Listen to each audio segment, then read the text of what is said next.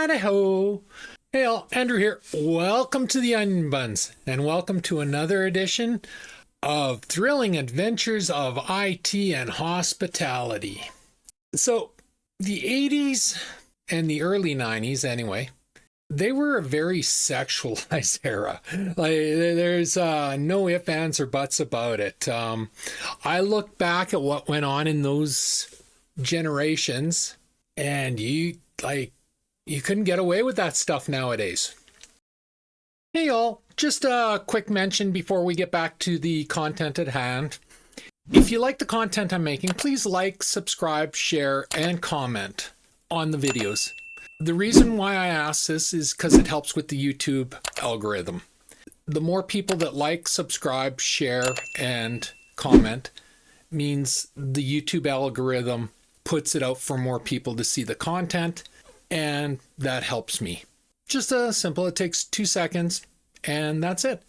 So, yeah, please give me a hand. Thanks. And we're back to the main content now. Now, maybe the 60s were like that. I was born in the 60s, but I mean, I don't remember the 60s.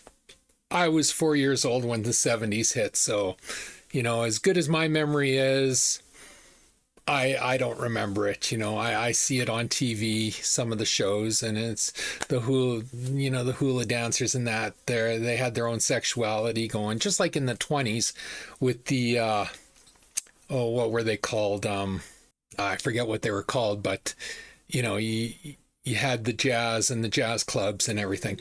But those were little pockets, and you don't have that nowadays. So as I was saying, the 80s and early 90s, they were what we did in those eras would not fly nowadays. So this story I'm about to tell is an example of that. And it's a story that always makes me laugh because I really, at the end of it, I had nothing to do with it. But somehow it was all about me anyway. So anyway, I was working as a waiter, and we had a hostess. And now I pride myself. One of the things I can pride myself on is I have never knowingly cheated on somebody with somebody's girlfriend. So if you had a boyfriend, we can flirt. There's no law against flirting, but yeah, that's where it stops. As the old saying goes, you don't mow somebody else's grass. And I didn't. But we had this hostess, and her and I, it was very mutual flirting. Heavy flirting in hindsight. She'd literally walk up behind me, push up against my back, put her arms around me, and grab my junk. I never did that to her, but, I was guilty where I would walk by and I'd go like this as I'm walking by and undo her bra strap on her, but again, it was mutual. It was flirting. There was nothing else going on. So the funny part of this story is this went on for months, just months and months. And, I told her, she came on to me a few times and I said, you got a boyfriend, get rid of the boyfriend. We can talk, but long as you got a boyfriend, flirting's as far as it goes.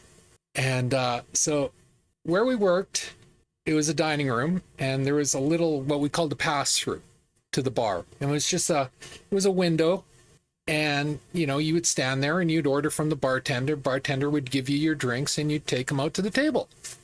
So she's standing there and she's looking into the bar, talking to the bartender.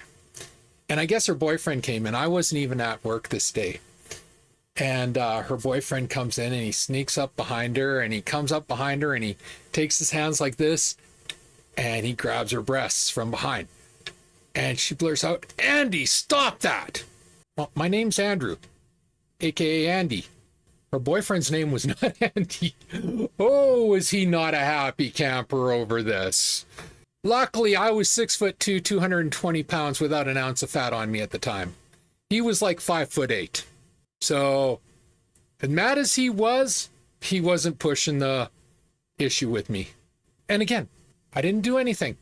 So there was no issue to push. But yeah, it was just it's one of those funny stories. It's like, it's again, it was mutual flirting. So there was no inappropriateness. Well, I guess there was inappropriateness, but not to the point where either party objected, and yeah, you couldn't do that nowadays. Like I think I sit back and I think of some of these stories from back then, not just from me, but other people I've heard. And yeah, it was a different era, and it was a different mindset. And yeah, so anyway, that's my story. Like I warned you guys a while ago that some of these stories would be kind of inappropriate, I guess would be the word, and that was one of them. It's like, yeah.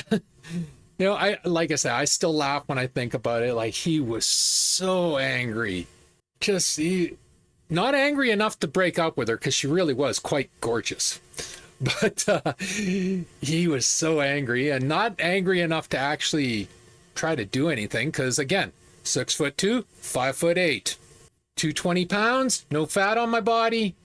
I would peg him at maybe 150, 160 pounds.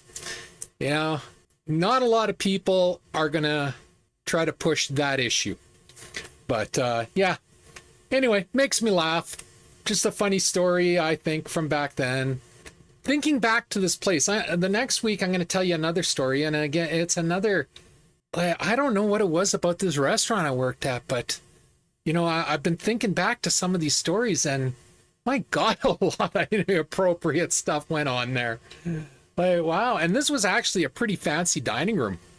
Like, this wasn't your Denny's or your IHOP or, or a pizza place. This was French service, table service. We did flambés and at the table, and, it wasn't a low class restaurant.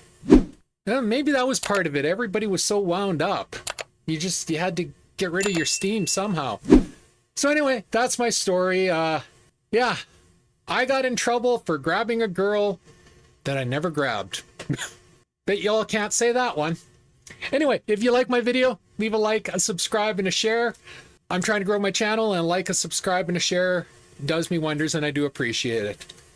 Always feel free to leave a comment. I encourage people to leave a comment. It not only gets the conversation going, but it helps with my YouTube.